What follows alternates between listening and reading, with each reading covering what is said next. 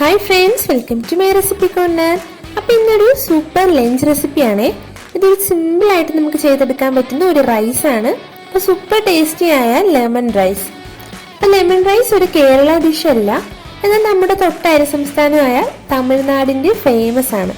ഇത് അവരുടെ എല്ലാ ഫെസ്റ്റിവൽസിനും ഒക്കെ ലെമൺ റൈസ് ഉണ്ടാക്കാറുണ്ട്. അപ്പോൾ നമുക്കും അത് എങ്ങനെയാണെന്ന് നോക്കാം. അപ്പോൾ ആദ്യം ലെമൺ റൈസിന്റെ ചോറൊന്ന് കുക്ക് ചെയ്തെടുക്കണം. അപ്പൊ അതിന് വേണ്ടിയിട്ട് ഞാനിവിടെ ഒരു 2.5 കപ്പ് അരിയാണ് എടുത്തിട്ടുള്ളത്. അതൊരു 4 മുതൽ 5 ആൾക്കാർക്ക് വരെ നമുക്ക് സെർവ് ചെയ്യാൻ പറ്റും. അപ്പൊ അത് കുക്ക് ചെയ്തെടുക്കുന്നതിനായിട്ട് ഒരു 9 കപ്പ് വെള്ളം വെച്ചിട്ടുണ്ട്. അപ്പൊ ഞാനിപ്പോൾ കുക്കർ മൂടി വെച്ചല്ല കേട്ടോ കുക്ക് ചെയ്യുന്നത്. ഇനി വെള്ളം തിളയ്ക്കുമ്പോൾ നമുക്ക് അരി ചേർത്ത് കൊടുക്കാം. ഇതൊരു 2.5 കപ്പ് അരി ബസ്മതി അരിയാണ് കേട്ടോ. ഒരു അരമണിക്കൂർ വെള്ളത്തിൽ കുതിർത്ത് വെച്ചാണ്. ഇപ്പൊ വെള്ളമൊക്കെ ഊറ്റി കളഞ്ഞിട്ടുണ്ട്. ഇനി ഇതിലേക്ക് ഒരു 3 ടീസ്പൂൺ ഉപ്പ് ചേർത്ത് കൊടുക്കാം. ഇനി വെള്ളം ടേസ്റ്റ് ചെയ്യുമ്പോൾ ഉപ്പ് കുറച്ച് മുന്നിൽ നിൽക്കണം. ഇനി ഇതൊന്ന് ഇളക്കി കൊടുക്കാം.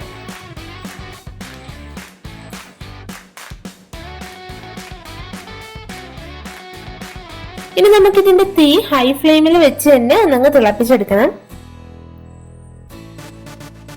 അപ്പൊ ഈ അരി ഇങ്ങനെ തിളച്ചു തുടങ്ങുമ്പോൾ തീ ഒന്ന് മീഡിയം ഫ്ലെയിമിലാക്കി ഒരു 7-8 മിനിറ്റ് ആകുമ്പോഴേക്കും ഒരു 80-85% വെന്ത് കിട്ടും.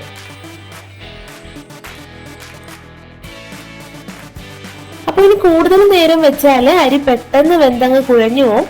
അപ്പൊ ഇത് ഇപ്പൊ തന്നെ ഒന്നങ്ങ് ഊറ്റിയെടുക്കണം.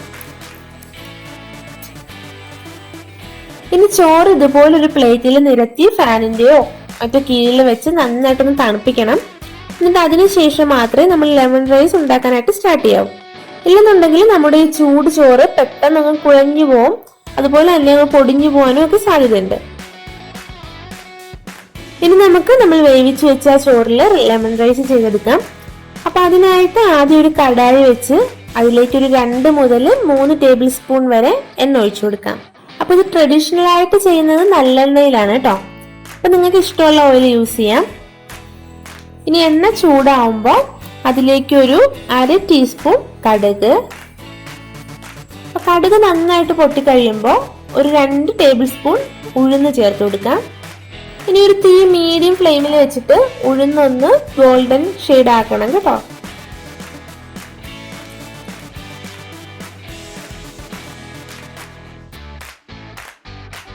ഇനി ഒരു ചെറിയ ടീസ്പൂൺ ഇഞ്ചി ഗ്രേറ്റ് ചെയ്തത്, 2 പച്ചമുളക് മുറിച്ചത്.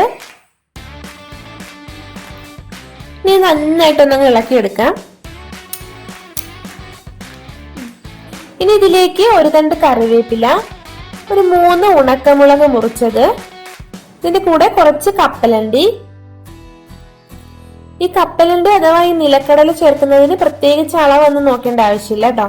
നമ്മുടെ ഇഷ്ടത്തിനനുസരിച്ച് ചേർത്ത് കൊടുക്കാം. ഇത് വറുത്ത കപ്പലണ്ടിയാണേ, അതുകൊണ്ട് തന്നെ പെട്ടെന്നൊന്ന് മൂത്ത് കിട്ടും.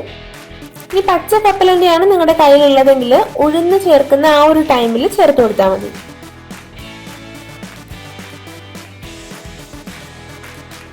അപ്പോൾ ഇതെല്ലാം കൂടി ഒന്നങ്ങ് മൂത്ത് വന്നിട്ടുണ്ട്. ഇനി ഇതിലേക്ക് നമുക്ക് 1/4 ടീസ്പൂൺ കായപ്പൊടി, 1/4 ടീസ്പൂൺ മഞ്ഞൾപ്പൊടി ഇത് കൂടി ചേർത്ത് ഒന്നങ്ങ് മൂപ്പിച്ചെടുക്കാം.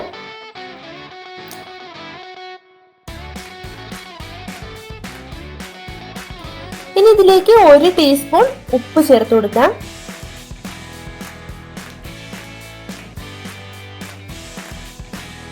ഇനി ഇതിന്റെ ഫ്ലെയിം ഒന്ന് ഓഫ് ചെയ്ത് കൊടുക്കാം. ഇനി ഒരു 2 മിനിറ്റ് നമുക്കൊന്ന് തണുക്കാൻ വെക്കാം. അപ്പൊ അത് തണുത്തതിന് ശേഷം ഒരു 2.5 ടീസ്പൂൺ നാരങ്ങ നീര് ചേർത്ത് കൊടുക്കാം. അപ്പൊ ചൂടോടെ ചേർത്താൽ ഒരു കയ്പ് ടേസ്റ്റ് വരാൻ സാധ്യതയുണ്ട് കേട്ടോ. അതാണ് നമ്മൾ ഫ്ലെയിം ഓഫ് ചെയ്ത് ഒരു 2 മിനിറ്റ് കഴിഞ്ഞ് ചേർക്കുന്നത്.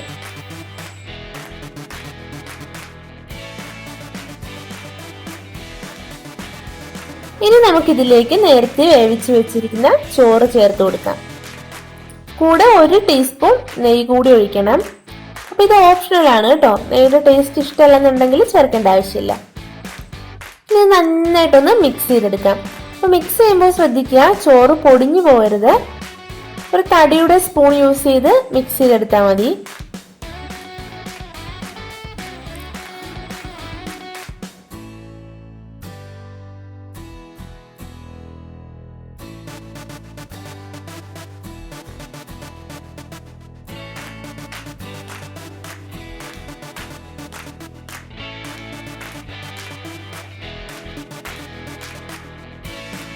അപ്പൊ ഇത് ഇത്രേ ഉള്ളൂ, നമ്മുടെ റൈസ് ഇവിടെ റെഡി ആയിട്ടുണ്ട്.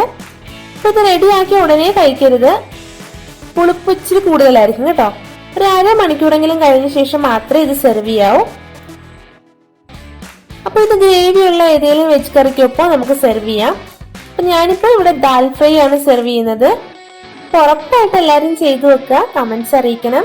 അപ്പൊ വീഡിയോ ഇഷ്ടപ്പെട്ടാൽ ലൈക്ക് ചെയ്യാനും ഷെയർ ചെയ്യാനും മറക്കല്ലേ. അതുപോലെ തന്നെ ഇതുവരെ ചാനൽ സബ്സ്ക്രൈബ് ചെയ്തിട്ടില്ലാത്തവർ പ്ലീസ് ഒന്നങ്ങ് സബ്സ്ക്രൈബ് കൂടി ചെയ്തേക്കുക. ഇതുപോലൊരു ഈസി ആൻഡ് ടേസ്റ്റി റെസിപ്പി ആയിട്ട് നെക്സ്റ്റ് എപ്പിസോഡിൽ കാണാം. Till then take care and by.